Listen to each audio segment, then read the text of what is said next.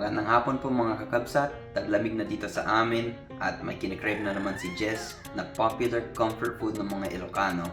Kung natry mo ang ulam na to, alam mo napakasimple siyang lutuin. Kaya, agluto tayo ti lauya.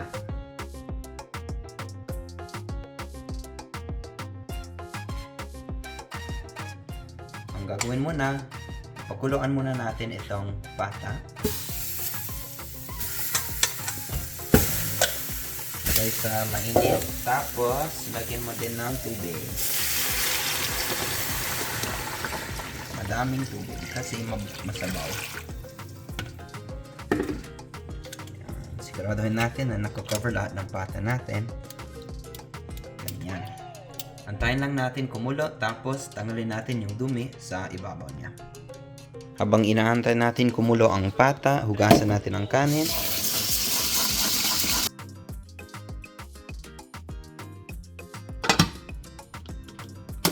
Okay, ito ang kailangan nating tanggalin habang kumukulo siya. Tanggalin lang natin yung dumi.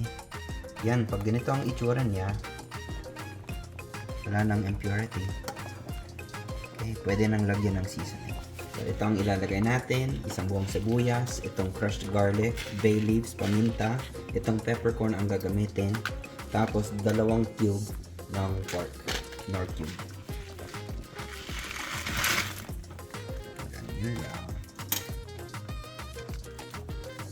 Ibabad lang natin lahat ng mga yan at hayaan lang natin maluto hanggang super malambot na yung pata natin. Dagdagan lang natin ng tubig kung mababaw yung tubig. Dapat nakakover lahat ng mga ingredients natin. Ayan na, super malambot na ang pata natin.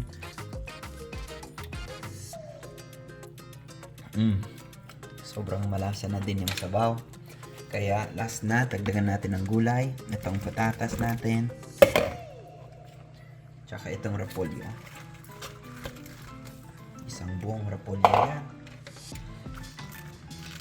Yan na lahat. Takpan lang natin. Hayaan lang kumulo ulit. Pag malambot na konti yung patatas and yung repolyo, kain na tayo. Ayun, ito na yung itsura niya pag lutong-luto na. Malambot na yung repolyo. Masabaw. Tamang-tama. Mangantayon. Tikman natin ang lauya ni Kuya Jake. Ano masarap? Malambot Magaling. Banggit ko lang sa'yo kagabi, nagluto ka na agad. Magaling mo. Siyempre. One click Para matikman ko din. Mainit yung sa baboy.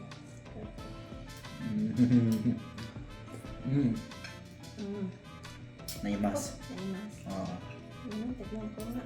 Sige, okay na. Okay na. Gusto ko ng taba. Tapos kuha ka ng ano. Repolyo. Ayun. Ganito yung gusto ko sa repolyo yung Malambot? malambot. Oo, ako din. Yung repolyo sa bulalo. Ganyan na, ganyan. Tingnan natin. Ang laki. Ito ko yung mataba. Ito gumawa tayo ng patis na may sili. Try mo. Yung may kalamansi. Tignan na natin kung masarap. I-rate mo 1 to 10. Gusto ko yung may patis. Patis. Masarap siya. Sanayin mo na ito. Bigyan mo natin ng patis. Patis. Hindi lang. Tikman ko. Ano? Anong score mo? 1 to 10? 11. Weh. Yung sabaw, masarap. Kasi sobrang taba yung pata. Sarap. Ayun. Yun sa probinsya pag maglaloya ka. Basta pag kumulo na, pwede nang magsabaw. Sabaw yan, buong maghapon. Ang sarap ng sabaw. Kumangha may sili. Ano ba? Saka may sili. Masarap. Yung may patis May kalamansi pa. Kalamansi, patis, sili. Perfect na sausawan. Galing mo naman.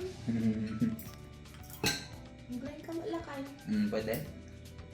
Pablay, mabalik. Buti na lang. Hindi ako nahiya. Mabalin ka ng agasawan. Damhang ka mabalin agasawan sa dasawan. Kaslay. May mas. Kasi hindi pa ko ni tita kagabi. Kaya nga eh. Si tita. Kaya maraming salamat kay tita para sa idea. Mag-comment po kayo kung nakapag-try na po kayo ng luya. Kung hindi pa, magluto na kayo. Hindi kayo magsisisi, promise. Maraming salamat po sa panonood. Sa susunod po ulit. Ingat po kayo. Grabe. Hindi ba?